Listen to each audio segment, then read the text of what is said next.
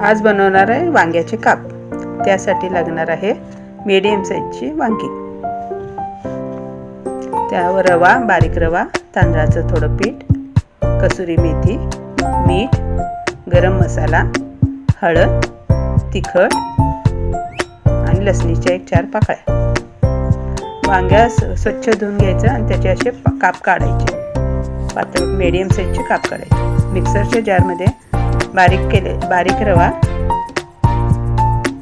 त्यात तांदळाचं पीठ घालायचं, कसुरी मेथी घालायची, गरम मसाला घालायचा 1 चमचा, अर्धा चमचा हळद,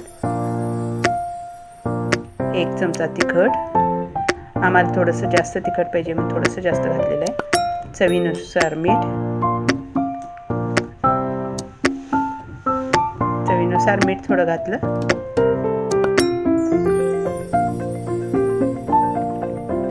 लसणीच्या 1-4 पाकळ्या घ्यायच्या, त्या घालायच्या। वास छान येतो त्याला, खमंगपणा। मिक्सरला बारीक करून घ्यायचं, एकसारखं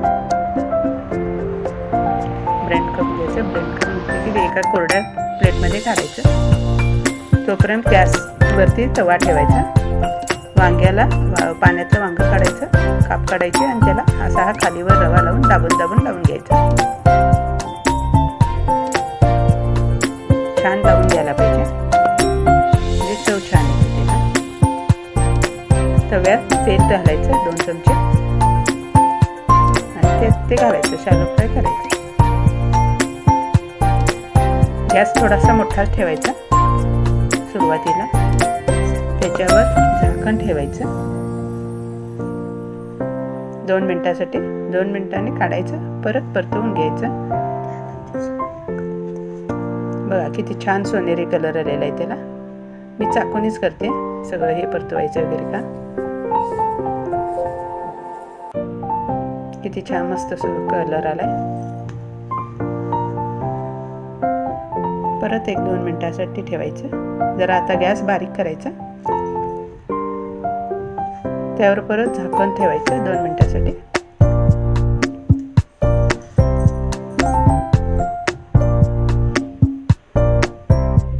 झाकून ठेवायचं 1-2 मिनिटात परत काढायचं।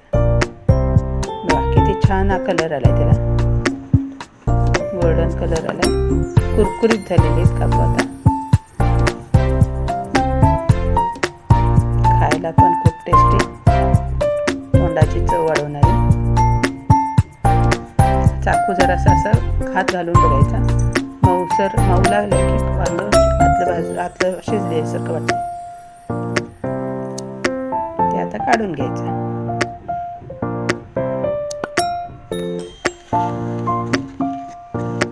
एक बॅच झालेली आहे, बघा किती सुंदर कलर आलेला आहे,